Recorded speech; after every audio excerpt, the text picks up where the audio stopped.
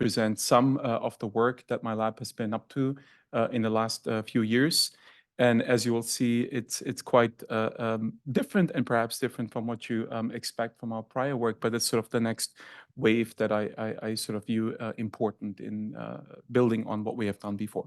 So today I will talk about really different shades of cancer immune evasion, as you'll see, and some strategies that we're developing to overcome these from multiple different angles. So just very briefly, if I had to summarize sort of what our lab is doing at this point, it's really, doing large-scale genomics to understand cancer genetics using single-cell genomics and things like that. But that's really the beginning. Really want to use this information to inform, mechanisms that underlie two major areas. One is immunobiology, and the other one is metastatic organotropism, which is really critical to consider when we use any immune-based or even other therapies. The approach, as you will see in a minute also, is typically so that our questions are really inspired by clinical problems and then broken down into models. Frequently, you have to develop those models or methods to study these things systematically. And ultimately, of course, the goal is to bring this back to patients. So I divided the talk into three chapters that are loosely linked to each other, as you'll see in a moment. And I want to start with the first one because I think it really exemplifies how we can use information from large genomic data to inform precisely what mechanisms and sort of things we should study in the lab. So a few years ago, we were really interested in understanding mechanisms of resistance to immune checkpoint inhibitors. And the details don't matter so much, but the approach was that we used single-cell RNA sequencing in these patients. We looked at the cancer cells specifically, and we came up with this signature, which we called ICR signature, immune checkpoint resistance signature. And again, the genes don't matter so much. But and I think we learned a lot in this study, but what we were left with is a hypothesis that came out of the data that was that this cancer cell intrinsic program was somehow conferring T-cell exclusion or poor T-cell infiltration and impaired T-cell activity. But when you have these gene lists, which I know all of you have been at one point in your project, the question is, how do you actually prioritize what you're going to look at, right? And what not? And typically what we do, and this is what we had done for this paper, we focus on something that's plausible, for which there are reagents or other practical or pragmatic reasons. But we really wanted to make this process of how we validate things a bit more unbiased. And to do that, we developed this method, which we dubbed perturb site-seq. So basically what this method allows you to do is couple CRISPR-Cas9 perturbations with single-cell RNA and protein profile using the site-seq and the 10x Genomics platform. So what you would get from this method would be that you could perturb a gene and then ask, well, what does it do to the entire cell's transcriptome and part of the surface proteome? And the way we use this method to validate some of those findings that we had in patients is leveraging it in patient-derived models where we had isolated, in addition to doing the sequencing, the cancer cells from a melanoma patient and the tumor-infiltrating lymphocytes. The advantage is that this is a fully autologous system. It doesn't require any sort of engineering, if you will, to do co-culture experiments. Into these cancer cells, we generated a library that would target each of the genes that we had identified in the signature in patients. So we could test in one pooled experiment the relevance of any one of those 248 genes that were in the signature. And not only that, but also we would get the transcriptome and part of the surface proteome. And the premise here would be that cells that survive co-culture with their autologous T cells must harbor a perturbation that confers that mechanism. And this is exactly what we did. And I'm just going to give you, this is of course published at this point, but what this would get us is a sense of the immune fitness and the phenotype associated with this. I'm just going to give a snippet of results because I want to show you how this helped us inform kind of what we did next in the last couple of years. So here we're looking at gene knockouts on the bottom. So genes knocked out here are associated with increasing fitness against autologous T cells or TILs And on the y-axis here, we increase the immune pressure. So there's an effector to target ratio of 1:1, 2:1, and 4:1, and so on. And as you would expect, mutations or deletions in all of the genes that I indicate here with the red arrows, all of those had been known before, right? Mutations or deletions in those genes are strongly associated with immune evasion, and they had been associated clinically with resistance to immunotherapy.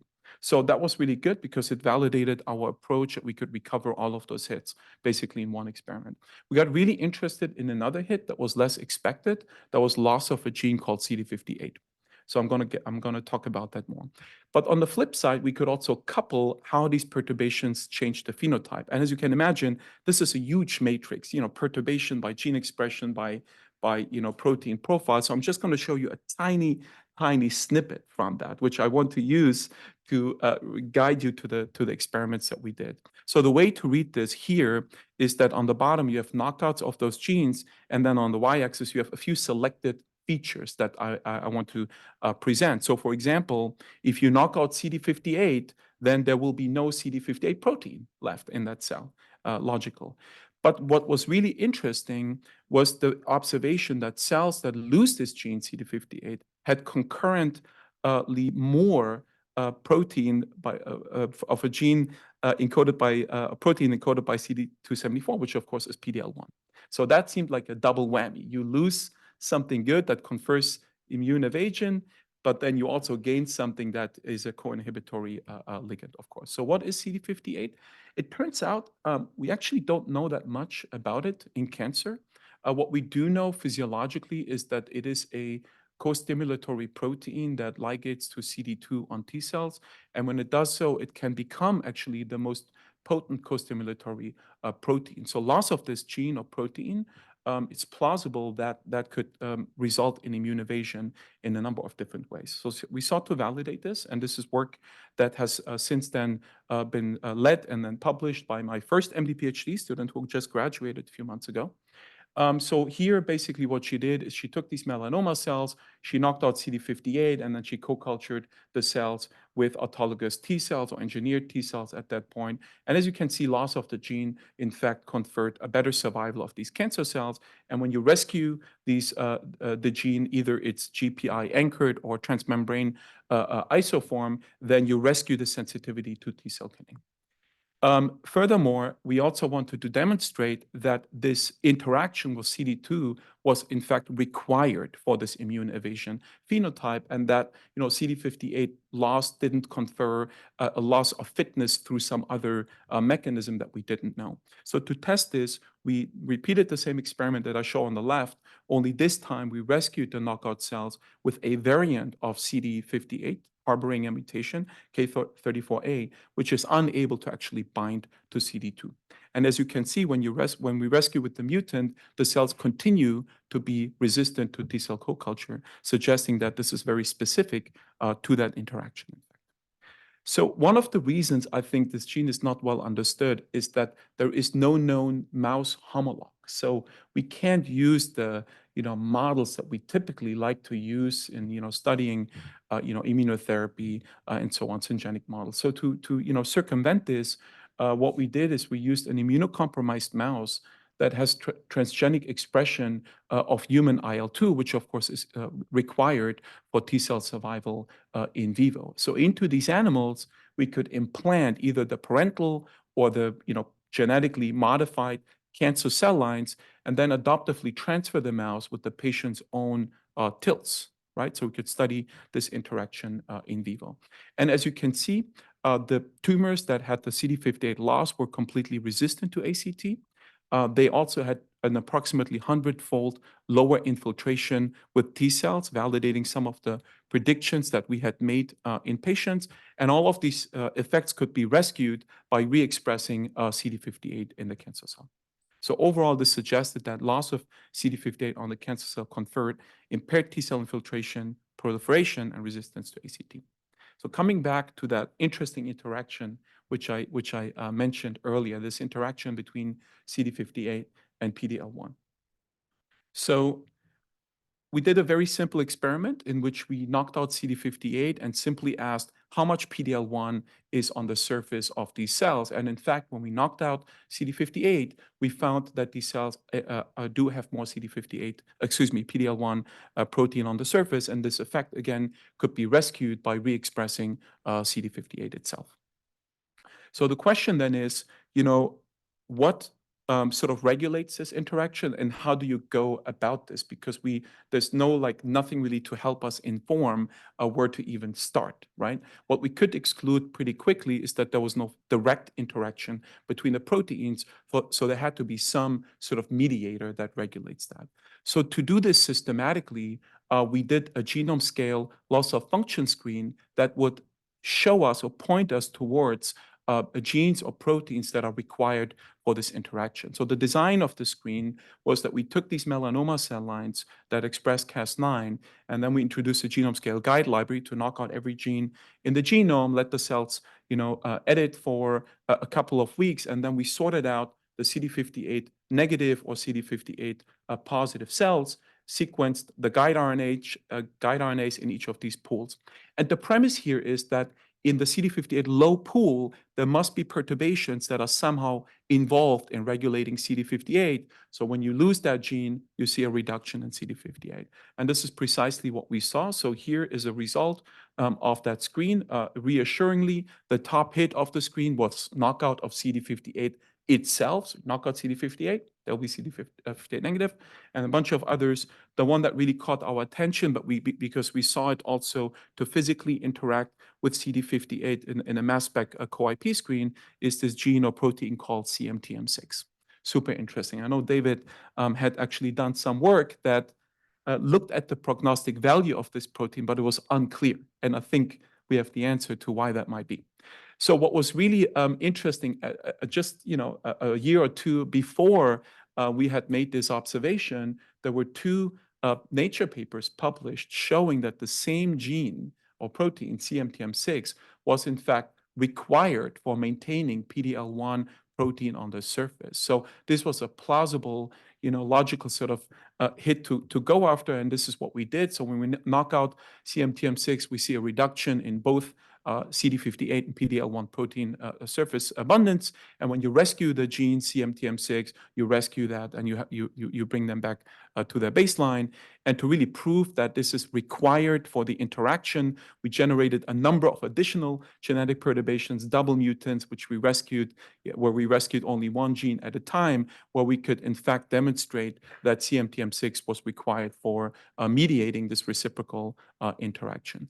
The issue with these types of down signals, right, is always, well, how do you think about making a therapy from that, right? Because ultimately, that's always the goal. So I'm going to skip a lot of data that we show in the paper. But long story short, we found that the binding sequences on CD58 and PD-L1 for CMTM6 actually differ.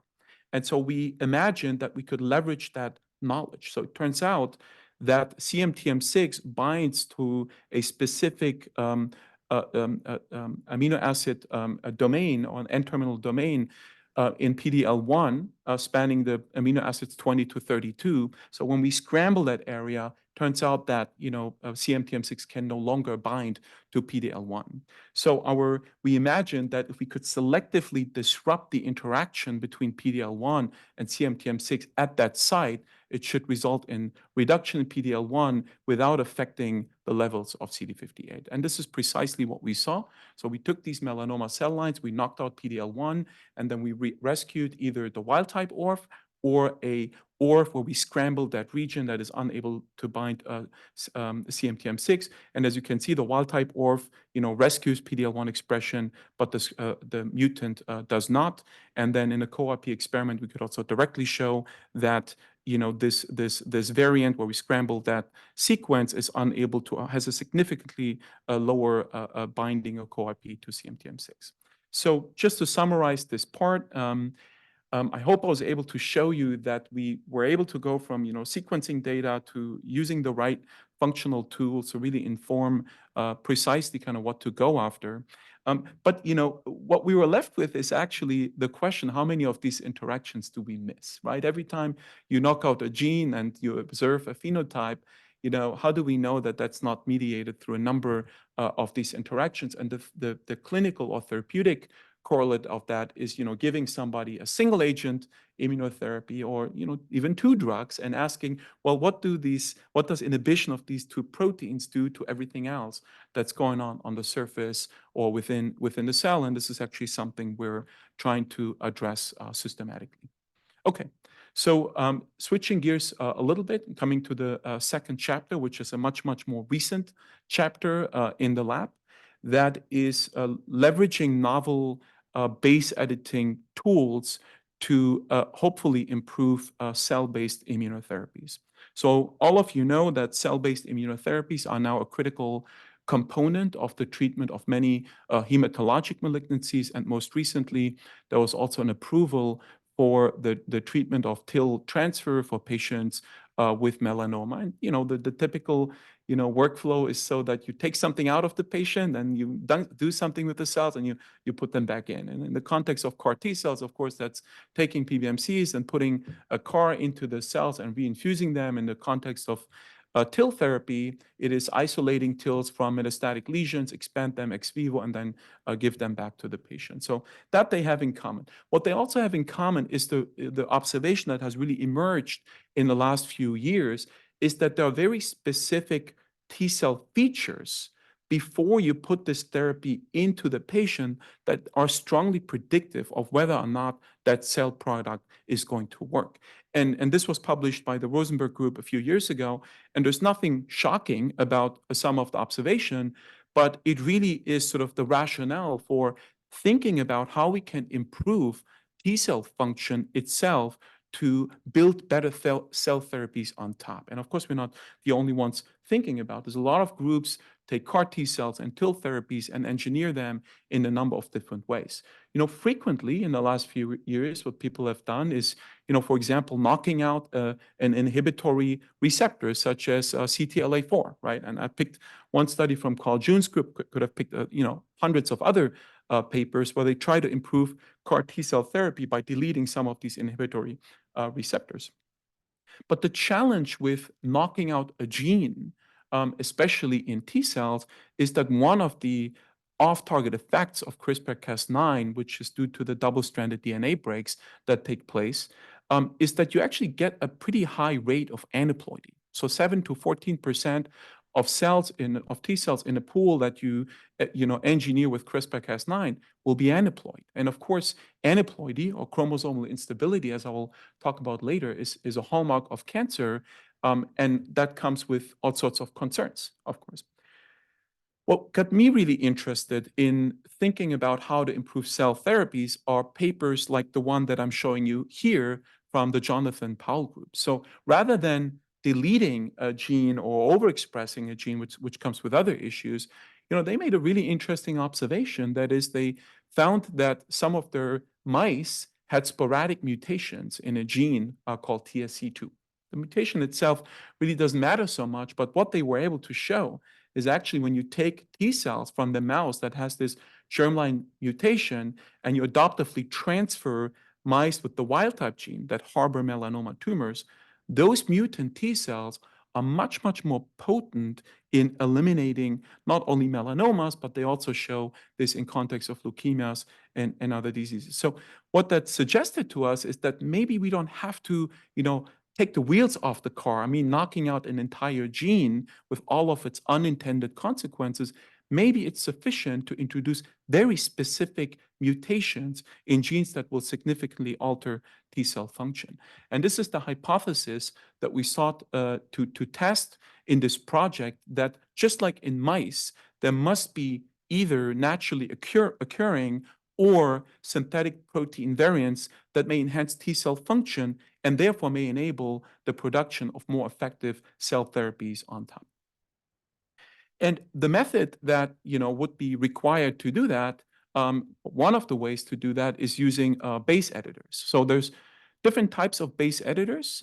These are CRISPR Cas9 dependent base editors. They're either cytidine or adenosine deaminase linked proteins that, unlike CRISPR-Cas9, don't introduce double-stranded DNA breaks, but rather they induce deamination events in very specific windows guided by guide RNAs. And ultimately, in the example of cytidine base editors, you get C to T changes, and in the context of adenosine base editors, you get A to G changes. So what this allows you to do is introduce at some specificity mutations at defined loci in a gene rather than knocking out the gene. And one of the challenges that had existed with these base editors was the issue that their efficiency, especially in primary human T cells, was rather low. So this was led by an MD PhD student in my lab, Zach Walsh. He is shown all the way to your left. He took it upon himself to try to improve the efficiency of these base editors, because these would be the right tools to really introduce some of these mutations in a targeted fashion. And he's done that through a really smart way of delivering the base editor. I'm not going to go through all the details, but suffice it to say, we're able to achieve extremely high efficiency, relatively speaking, between 80% and 99% with these base editors, introducing very precise variants. This is a paper that is accepted that will be published next week. But so, equipped with these methods, we then imagined, well, what do we want to actually, edit in these T cells? Where do you even start? We can't do this on the genome scale. There's too many bases, right? It would be an impractical experiment. So what we decided to do is rather be guided by experiments of nature. And what I mean with that is, there's a lot of variants out there that are reported to be either definitively associated with clinical immune syndromes, either autoimmunity or immunodeficiency and everything in between, or variants, and these are most of them, that are variants of uncertain significance, where there may be an association, but we don't know exactly because we can't prove each of them, functionally one at a time. So what we decided to do is put together sort of a library of 30,000 variants that are out there across 102 genes spanning all major T cell functions, and introduce all of them with these base editors in a massively paralleled fashion, and then ask how each of these variants changes known hallmarks of T cell mediated anti-tumor immunity, including the activation of T cells, the proliferation, cytokine production, long-term expansion, persistence, etc. And the premise here is that we want to identify variants from this pool that improve most and perhaps all of those favorable features that we know are important to build good cell therapies on top. And so just a word about negative control. So in addition to the variants that we introduced, we had a number of different negative controls. I think it's always important to think about these when you do these large-scale screens. So here's a distribution and the log-fold change of negative controls that we had introduced. So these include splice acceptor and splice donor variants. So when you mutate these splice sites, then what you get is truncated proteins that get basically knocked out, for lack of a better word, or they get truncated proteins that are non-functional. So as you can see, these are significantly depleted at a very high log-fold ratio, while mutations that introduce silent changes or empty window changes don't change the distribution at all. In addition, another good control for T cells, of course, is introducing mutations that result in disruption of the CD3 complex, because the cells need the complex to be activated and proliferate and do what they do. And these are also significantly depleted. And this was highly consistent between different donors that we did the screens, and we did them multiple donors. So here are a few results from that screen now. And I'm going to show a couple of very selective ones. So here we are looking at the log-fold change of genes and the designated variants that were introduced, and the negative log10 FDR. So the higher you go, the most statistically significant things were in this screen. And again, there were many sort of expected depleted genes, such as CD3 or RhoA and what have you. But what caught our attention was this a number of these mutations that were enriched, meaning they improved T cell function, were found in the PIK3CD gene and also in the PIK3R1 gene. These two genes encode for the two domains of the immune cell specific PI3K delta. And this is another way to look at it. This time we're only looking at PIK3CD, this time looking at the amino acid sequence from left to right, and where each of these mutations that either enrich on the top or deplete in the screen on the bottom. And as you can see, there's a number of enriched variants here that are associated with a favorable T cell phenotype, spanning residues 524 to 529. But then there's also this other variant, the C416R, that was strongly enriched. And on the flip side, we have a mutation that causes a loss of function of this gene. When you look at where all of these gain of function mutations are located, they're not anywhere in the kinase domain, as you might imagine, since this is the catalytic subunit of PI3K delta. They are all aligned, and this is a prediction from AlphaFold, they're all aligned at the interface between these two gene products of PIK3CD and PIK3R1. So, we of course then went on to validate these observations. One of the expectations would be that you have higher output from the PI3K pathway. So we looked at downstream signaling at phospho-AKT and phospho-S6, and we tested many different variants. But I'm just highlighting here in the red box the loss of function mutation, and in the green box the gain of function mutation. And as you can see, the gain of function, you see more phospho-AKT and more phospho-S6, while both of these are reduced in the loss of function. In the same vein, and again, I highlighted it with the green boxes, the gain of function, and in the red boxes, the loss of function. And this is just a selection of the data, but we can see that the gain of function variant was associated with improved TNF-alpha production and proliferation and so on, an initial validation of the screen. So now, of course, the question is, can we use this information and improve cell therapies? Can they be better cell killers? And to do this, we used a simple co-culture experiment like the one that I had presented to you earlier, only this time we engineered the T cells to express a very specific T cell receptor against NY-ESO-1, which is a commonly expressed neoantigen on melanoma, so we can really test the specificity. And then we either used the native T cells or we introduced one of a number of variants that we had identified in the screen, and then co-culture them. And as you can see again, the gain of function in green was strongly associated with a higher degree of polyfunctionality, here summarized as the fraction of cells that express TNF-alpha, granzyme B, and IL-2, while the loss of function showed a reduction. And then this also translated in improved lysis of melanoma cells. So here, I think you can see my cursor. Yep. So here is the gain of function variant, and we're looking at the number of surviving melanoma cells. As you can see, that's strongly reduced, while the loss of function does not enhance the activity of the T cells. What was really gratifying, and this sort of closing the loop to the first part of my talk, we were also able to show that this gain of function variant was able to overcome resistance from CD58 loss. So we did all of these co-culture experiments, repeated them, only this time we knocked out CD58 and then did the co-culture, and the C416R, the gain function variant in T cells, was in fact able to almost completely eradicate those cells. And without belaboring the point too much, we also tested the same strategy in a number of different CAR T cells, and we find the exact same thing, whether you use a CD9 CAR or CD22 CAR against different leukemia models, introducing these variants in the T cell that is the basis for making that product, improved their functionality and their ability to lyse these leukemia cells. But to summarize this portion of the presentation, hope I was able to show you that we are now able to base edit primary human T cells with a high efficiency, that unbiased discovery of variants from a big pool of variants may be able to identify those that improve T cell function, and those perhaps could be used to improve cell therapies broadly in the future.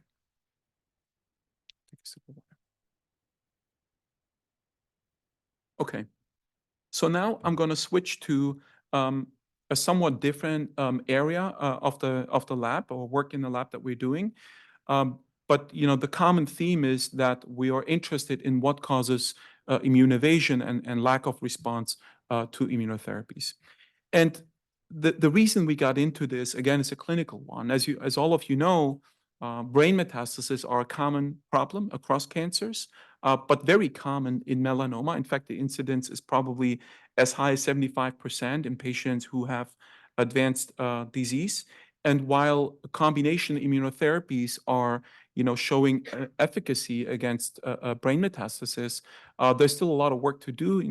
One of the reasons for that is that those regimens are very toxic, and despite the activity in some patients, we still see forms of immune evasion that seem to be pretty distinct in the brain. So the motivation was really to study a brain metastasis, but I'll show you how that sort of got us into this field of chromosomal instability. So a couple of years ago, we published a paper, and this was led by Jana, Johannes, and Yiping postdocs in my lab, where we asked a simple question in patients: what is the difference between an untreated brain metastasis and an untreated extracranial metastasis? What we didn't want is any sort of therapeutic intervention in between. We're really interested just in the salient biology, which has been quite poorly described actually in patients compared to other areas in melanoma, at least. And I just want to point out a couple of results from this paper.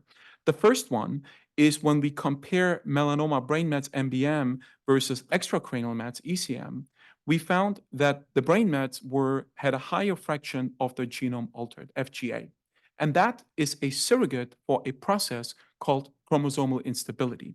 What is chromosomal instability? It is a hallmark of cancer. It's rather broadly seen across almost every solid tumor. And one of the ways by which chromosomal instability can arise is through errors that cancer cells make during anaphase, where they don't segregate chromosomes properly, so that one of the daughter cell is left with more and the other one with less material. The end product of this is aneuploidy, right? And chromosomal instability is sort of the perpetual dynamic process that gives rise to that.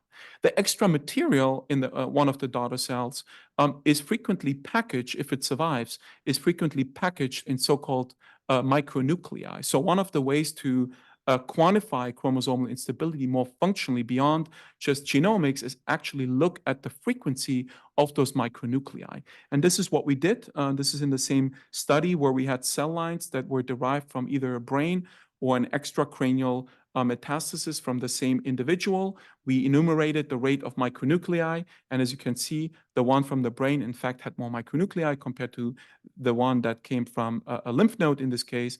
And when we put these cells back into animals in immunocompromised mice, those cells, in fact, are more likely to cause brain metastasis in the mouse than those that come from outside the brain.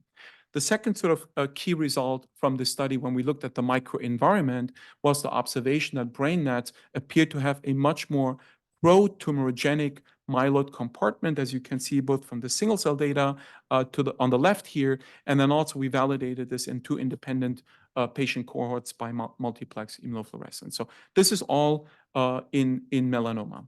The question then, of course, is, what about other common cancers that frequently, metastasize to the brain? The most common one in terms of prevalence is non-small cell lung cancer. So naturally, we're interested in asking, do some of these concepts also apply to non-small cell lung cancer? And the answer is, and this is sort of in an analogous study that we are trying to publish right now, we also asked the same question in that disease. And this time, though, we had a lot more data. This time, we could leverage data from the MSK impact cohort, where we had genomic data that was linked with the location where of the disease. So there's lots of primary tumors and then a bunch of different metastatic sites. And then all the way on the right here, you see again brain metastasis have the highest fraction of genome altered, again, a surrogate for chromosomal instability. We went on to validate this in a couple of additional published cohorts that are out there, as well as in a very large cohort of nearly 9,500 patients where we had whole exome and RNA sequencing through an industry collaboration. We find the exact same observation that brain mets are more unstable than extracranial mets, which are more unstable than the primary tumor. So So clearly, this process seems to be important in conferring a sort of aggressive phenotype and perhaps also in modulating the immune environment in an unfavorable way. But it's kind of an obscure concept to study, right? Because it's such a perpetual dynamic process. How do you go about actually studying that? I think the first question that we ask ourselves is, well, what is a good model to use to study this, and what is a good model that we could sort of easily identify, right? So the way we approach this problem is we looked at public data again, TCGA, AACR Gini, CP-TAC, and we asked which subsets of non-small cell lung cancer are particularly chromosomally unstable and are defined by very distinct genomic subsets. And it turns out that one particular mutation or loss in a gene called LKB1, also known as STK11, was across the board associated with a higher rate of chromosomal instability. What you also need to know about this particular subset of non-small cell lung cancer, which is common, is that these patients virtually never respond to immunotherapy. So this is from a paper published from MD Anderson, where they looked at patients with or without mutations or deletions in STK11. And as you can see here in red, these patients do extremely poorly in response to PD-1 inhibition. And lastly, this particular subset happens to also more frequently be associated with brain metastasis. So with this information, we believe that this particular subset is a really good archetypical SIN high, chromosomal instability high disease to study some of those concepts that we want to understand better. And this is what Lindsay, another MD PhD student in my lab, took upon herself a couple of years ago. And she started with a couple of very simple experiments. We brought in a few human cell lines, which are shown here, and two of them are LKB1 deficient, the other one LKB1 proficient. And we did imaging and enumerated the rates of these micronuclei. I'm showing you here two exemplary ones. And as we would predict from the genomic data, the LKB1 deficient subset, in fact, had more of these micronuclei, suggesting that they are, in fact, more chromosomally unstable. We also got two cell lines from Kwok Wong at NYU, where he had, established the KP model, which have the KRAS mutation and P53 mutant. But on top of that, they had developed a model with deletion of LKB1 and derived a syngenic cell line. So we got those into the lab as well and find that the LKB1 deficient line, in fact, was more chromosomally unstable. So this seems to be shared between both the human and the best available mouse models. So now coming back for a second to these micronuclei, as I mentioned earlier, they are extra material that are engulfed in these mini nuclei, but the envelope of these micronuclei is very rupture prone. So the DNA within those is released at some rate into the cytosol, which of course is an absolute no-go when it comes to normal immunity, where our bodies, and this is highly conserved, are trained to sense DNA in the cytosol from all sorts of infections, for example, and respond to that. And cells do that very efficiently through several pathways, perhaps the most important one being the cGAS STING pathway. So here, cGAS senses cytosolic DNA and, okay, lights off, convert this DNA to cGAM, which binds to STING and ultimately triggers a cascade that typically will result in the production of type 1 interferons, which of course have very potent antiviral and anti-tumor activity. Now, this is only true when you activate the pathway very briefly. But this is not really what we see in cancer, right? Because chromosomal instability is perpetual, this pathway is tonically activated. And it turns out that when you do that, you actually flip the entire pathway on its head. And this is what I want to demonstrate in the next few slides, and how we might be able to use this information to target this process. So when you tonically activate the pathway, you in fact see less type 1 interferon production, and you see a more aggressive phenotype, sort of flipping the pathway on its head. So we wanted to test this hypothesis, and we did a couple of simple experiments. First, we asked, are LKB1 deficient cells in fact less capable of activating type 1 interferon-related pathways. And this is what I'm showing you here. We have these cell lines that we stimulated with double-stranded DNA, a sort of surrogate for chromosomal instability. And then we looked at a couple of key downstream nodes from in the CGAS-STING pathway, phospho-TVK1 and phospho-IRF3. As you can see, the LKB1 proficient SYN-low cell lines are able to do that rather efficiently, while the LKB1 deficient lines do not. This results in a significant impairment in the LKB1 deficient lines with respect to a couple of important type 1 interferons. I'm just showing you a couple selected ones. So suggesting that the SYN high state, in fact, confers impaired production of type 1 interferons. So how can we now prove that it is SYN that drives this impairment? So one way to do this is by modulating either up or down the rate of chromosomal instability. And one way to do this is by overexpressing a variety of different genetic constructs which had been previously established. So in this example, we can take a cell line that is highly chromosomally unstable at baseline, LKB1 deficient, and overexpress a gene called MCAC, also known as KIF2C, which improves the segregation fidelity that cells have when they undergo chromosome segregation. In so many words, reduce the number of errors that these cells make, and therefore, on a population level, the rate of chromosomal instability, which is again measured here as the number of frequency of micronuclei. So when you suppress chromosomal instability, that alone is sufficient to rescue the ability of these cells to, again, produce type 1 interference. You can do the converse experiment where you take a cell line that is relatively chromosomally stable and express them with a different construct that makes them more unstable, as shown here again as a measure of micronuclei. And that alone is sufficient to reduce their ability to produce type 1 interferons, suggesting that it is really SYN that's driving the ability or inability of these cells to properly signal through this pathway and produce type 1 interferons. The other way to approach this, of course, is to imagine either deleting genetically or pharmacologically inhibiting CGAS. And the rationale here is if you don't have CGAS, then you won't be able to tonically activate the pathway downstream. And by at least temporarily relieving the tonic activation through genetic deletion or pharmacological inhibition, you might be able to allow this thing to come back to an equilibrium where you can leverage its physiological function, which is producing these important cytokines. So we tested this in a number of different ways. One is by deleting CGAS and then stimulating the cells with its natural product that is CGAM. So we delete CGAS, we let the cells sort of relax for a week or two, and then we ask, was that enough to bring the pathway to an equilibrium and stimulate it and show that they're now again able to produce type 1 interferons? And this is precisely what we find. So after a few days of deleting CGAS, genetically stimulating the cells with CGAM, so stimulating STING in this case, we see that these cells regained their ability to produce type 1 interferons. And this is both true in the human as well as in the mouse models that we used.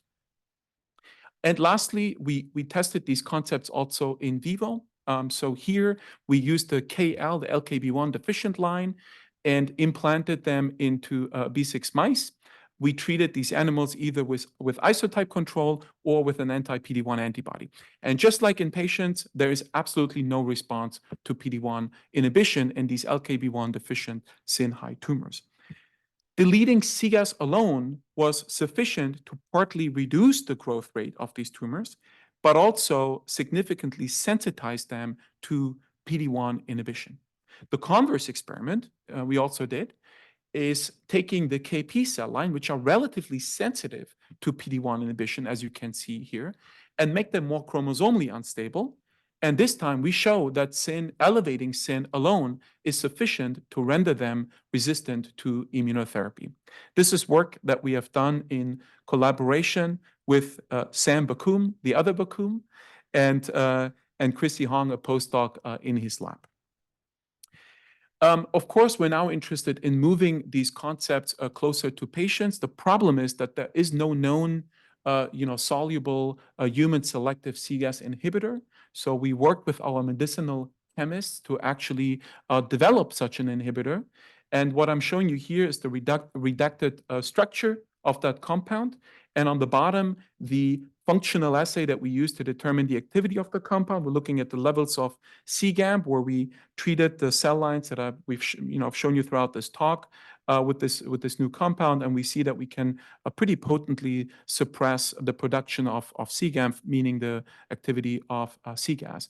And just treating the cells with the cGAS inhibitor alone results in reconstitution of these cell lines to phosphorylate TBK1 and IR3 more efficiently, and ultimately result in an improved ability to produce these important cytokines. So with that, I want to summarize this last part of my talk.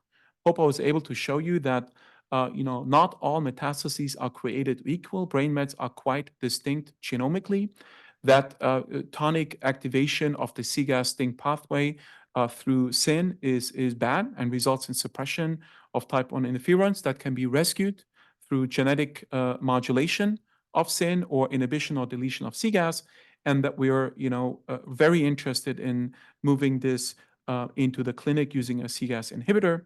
Of course, and I mentioned the people who have done the work throughout, but this is the entire lab who I want to thank.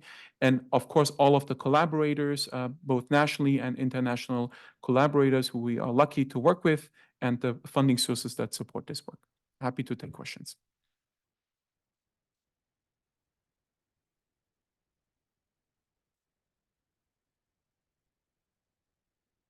Thank you, Ben, for a wonderful talk. I think you're very deserving of the plaque. While people think what they want to ask, I'm going to ask you a question about the CD2, CD58 axis. If you upregulate CD2, do you get reciprocal upregulation of CD58? Because that may be another way to approach. If you upregulate CD2, because you were focused on the tumor cell, the CD58, but can you manipulate it via the T cell? Yes. So we did the other way around also. So I guess I should talk here. So we did the other way around, where we knocked out CD2 and rescued it in the T cells. Yep. The interesting part there is, of course, deletion of CD2 is basically leads to non-responsiveness, irrespective of CD58 status. But the interesting observation, and that might be an artifact of the system, is when you overexpress CD2 through an ORF, then you see actually suppression of CD58. So we can't just change the T cell in that case. Yeah. All right, questions. And I'm sure there's some online. There are 50-something people online, I saw. Well, some have left, but I don't think the microphone's working. Okay. Jen, yeah. I guess I can click the... Yes, I can click the... Very, very interesting work. I have a question about the third part. You have showed those results in primary tumor setting. Have you looked at in metastasis setting, in brain metastasis setting? No, because we don't have the right model for it. And I think that everyone who works on trying to understand brain metastasis, this was sort of how we got interested in this. One of the challenges is that, to my knowledge at least, there isn't a good immunocompetent model that has a sufficiently high rate of developing brain metastasis in a number of different ways, at least through sort of natural metastatic routes. So we haven't been able to actually directly study this in brain metastasis for that reason. So I assume some of the young models are LKB1 loss. Maybe some of those could be tested. Yeah. Yeah. But even putting the KL, the mouse cell lines that I've shown earlier, even if you do an LV injection or an intracarotid injection, they don't seed the brain for some reason, which we don't really understand.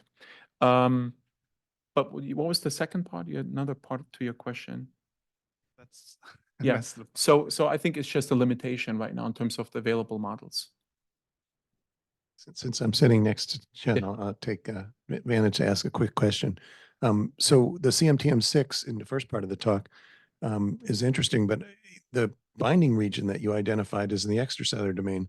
I thought it was a stabilizer binding to the cytoplasmic domain at the transmembrane protein, but It's actually the extracellular domain, and it has two extracellular domains, which we also mutated, and it's shown in the paper that both extracellular domains of CMTM6 are required for stabilizing both PD-L1 as well as CD58. So it's clearly the extracellular domains that are necessary.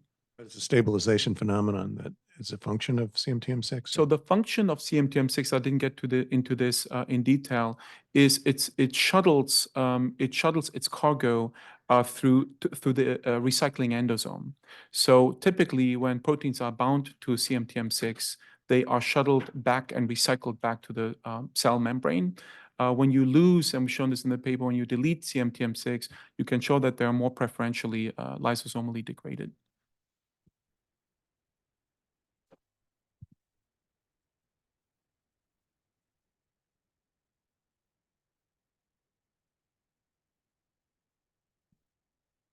Oh, thank you. Very fantastic talk. I'm extremely interested in the third part of your talk. The LKB one seems like it's leads to the chromosome instability. But however, in my impression, now we think chromosome instability leads to more like mutation burden, which is a good thing for response to immunotherapy. But in your story, it seems like it's on the other way. And also, for example, we know the PD-1 blocking antibody is approved for all cancer which has the MSI high, tumors. So I wonder if you have any comments on this. And also, my second question is, when I know you're planning to put the CGAS inhibitor on clinic. What's the approach in your mind? Because now we know there's a lot of STING pathway agonists. It also has been tested in clinic. So seems like, I don't know if you ever discussed with Thomas Gajewski, because he's, yeah. Thing guy. Right. Yeah. So I'm very happy that you asked both of these questions, because I think it's really important to clarify a couple of things, and maybe I went too fast. So to the first point, yes, TMB to some extent is associated with weakly, but it is associated with response to checkpoint inhibition. What I was talking about here is not TMB. It's not, the number of non-synonymous, mutations throughout the genome. When we talk about chromosomal instability, it's a different form of genome instability that is rather characterized by large changes, large structural changes, loss of chromosome arms or gains of entire chromosomes, etc. What we were actually able to show, and that was on the slide, but I went over it probably too quickly, is that in this particular case of LKB1, the mutation is not associated with a difference in TMB. It's only associated with a difference in the rate of chromosomal instability, at least the genetic surrogate of it in the TCGA cohort. So I think these are two different forms of genome instability that are very, very different, okay? And then the second part is, with respect to STING, those drugs just don't work so well in patients, right? That's the reality, right? The response rate to a STING agonist is relatively low. There are, and I had some of them myself, there are some patients who are exquisitely responsive to them, but the vast majority of patients do not. And I think that the work that I presented here actually supports why that might be, right? Because when you have this tonic activation of the pathway, as I said, you flip the pathway a bit on its head. And so if you throw a STING agonist on there, it probably doesn't do very much, right? At least to the cancer cell. And perhaps it might make the problem worse, right? If you're stimulating the wrong clade, if you will, of the downstream signaling.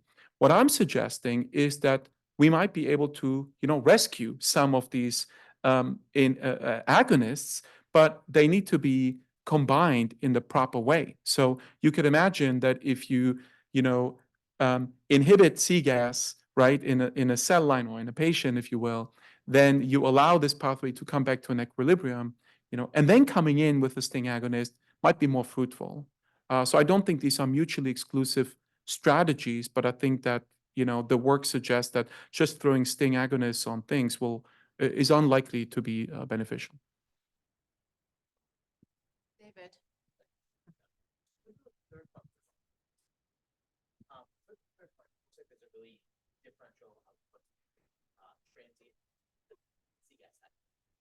How's that treatment going? How's the cell figuring out tonic CS activity, lots of type 1 Right. transient tonic activity? What's the Fortunately, somebody figured that out. It wasn't me, but it was Sam's lab. They published a paper last year in Nature where they show that tonic activity of STING preferentially induces ER stress, and through ER stress, you basically, a tonic ER stress in this case resulted in prometastatic clade, and they've shown beautifully in vitro models, in fibroblast models, that it doesn't take very much of tonic activation to get to that point where, if you stimulate once, you get a really nice type 1 interferon, but even after 2 or 3 stimulations over a couple of days, you very quickly sort of, tachyphylax on that pathway, and you start activating the bad counterpart, which is in this case, chronic ER stress activity. I'm going to give the last question to Ben and Lou.